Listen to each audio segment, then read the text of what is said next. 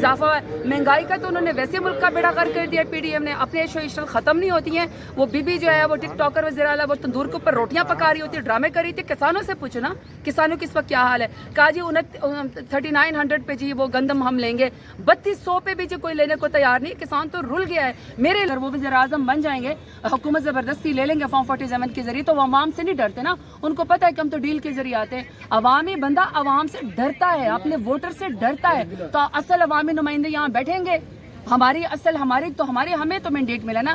ہم جیسے لوگ یہاں بیٹھیں گے تو پھر وہ عوام کے مسئلے حل ہوں گے. دی جا رہی ہے, خواتین کے گھروں کے اوپر ریڈ ہو جاتا ہے, کسی کو کوئی پرواہ نہیں ہے. میں نے جو یہاں پہ پوائنٹ آف آرڈر اٹھایا تھا, ان کی اپنی 21 اپریل قائمہ کمیٹی 2024 کی رپورٹ ہے, جس کے اندر ان کے اپنی رپورٹ کے اندر کہا گیا ہے کہ پچھلے 2 سال میں پاکستانی پولیٹیکل خواتین پرزنرز کی تعداد میں 60% اضافہ ہوا ہے. یہ بہت بڑی الارمنگ بات ہے ہیومن رائٹس کے لیے. یہ بہت بڑی الارمنگ بات ہے کہ اس کا مطلب ہے کہ آپ چاہتے ہیں کہ پاکستان میں خواتین اپنے حقوق کے علاوہ جو پولیٹیکل ایک رائٹس ہے اس کو ایکسرسائز ہی نہ کریں. آپ ووٹ سے روکنا چاہتے ہیں, لیڈرشپ سے روکنا چاہتے ہیں, اور پولیٹیکل پارٹی میں آپ اگر وہ کسی پولیٹیکل پارٹی کا حصہ بننا چاہتی ہیں, اور ہر کوئی پاکستان تحریک انصاف کا حصہ بننا چاہتا ہے, آپ ان کو روکنے کے لیے 60% پرزنر کے اندر خواتین پولیٹیکل پرزنر کے لیے اضافہ ہوا ہے. مہنگائی کا تو انہوں نے ویسے ملک کا بیڑا غرق کر دیا. پی ڈی ایم نے اپنے ایشو ایشل ختم نہیں ہوتی ہیں. وہ بی بی جو ہے وہ ٹک ٹاکر وزیر اعلیٰ وہ تندور کے اوپر روٹیاں پکا رہی ہوتی ہے, ڈرامے کر رہی تھی. کسانوں سے پوچھو نا کسانوں کی اس وقت کیا حال ہے. کہا جی 3900 پہ جی وہ گندم ہم لیں گے, 3200 پہ بھی جی کوئی لینے کو تیار نہیں. کسان تو رل گیا ہے. میرے علاقے میں ڈیرہ غازی خان میں مجھے کوئی بتایا جائے نا کہ باہر جانے کا کون سا پوائنٹ ہے. ہم نے تو کبھی کسان کی اس طرح انسلٹ نہیں کی, بلکہ ہمارے دور میں تو کسان خوشحال تھا.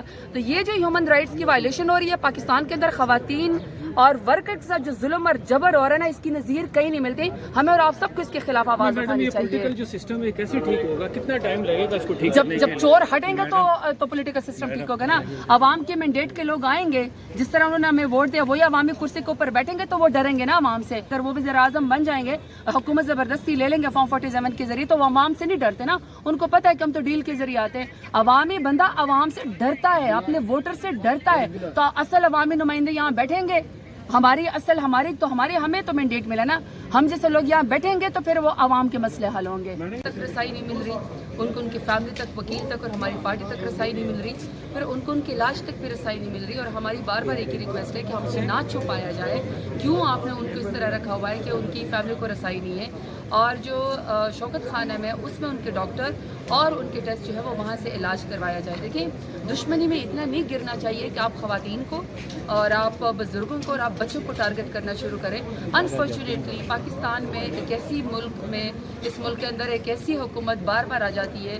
پہلے پی ڈی ایم تھی, اب پی ڈی ایم 2 ہے, اور اس کے بیچ میں نگران حکومت بھی انہیں کی ایکسٹینشن تھی, جس میں بار بار پی ٹی آئی کے لیڈران کے اوپر, فیملیز کے اوپر اور ورکرز کے اوپر ظلم ہوتا ہے. کوئی خاتون, کوئی بزرگ ان کے ظلم سے محفوظ نہیں ہے. جی اڈیالہ جیل کے باسیوں کے ساتھ, اس پر آپ کیا کہیں گے؟ دیکھیں, اصل بات یہ ہے کہ خان صاحب کو نا ہاتھ ملانے کی ضرورت نہیں ہے. خان صاحب اپنے حق کے اوپر کھڑے.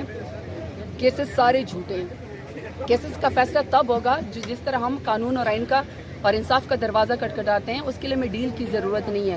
جہاں تک انڈیا سے تجارت کی بات ہے یا کسی اور ملک سے بات ہے, دیکھیے یہ ایک سویپنگ اسٹیٹمنٹ میں تو نہیں دے سکتی ہے نا. یہ تو ایک نیشنل پالیسی ہے کہ ہم نے ملک کے ساتھ آگے کس طرح جانا ہے. سب سے بڑی بات یہ کہ جب آرٹیکل 370 کو ریووک کیا تھا بی جے پی کی حکومت نے, اور کشمیریوں کے سارے حقوق کھا لیے تھے, سب سے پہلی بات یہ کہ اس کو ختم کیا جائے نا, پھر آگے بڑھا جا سکتا ہے. اور یہاں پہ فورن منسٹر ابھی تک گم ہے.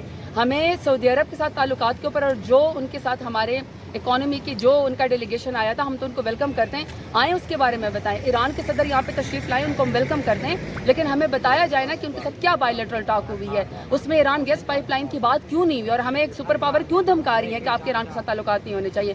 اسی طرح اگر حبیب صاحب کہتے ہیں تو بات تو یہ کہ یہ ایک شخص یا میں تو نہیں وہ کر سکتے نا, یہ تو ایک ملک کی پراپر فارن پالیسی ہے نا.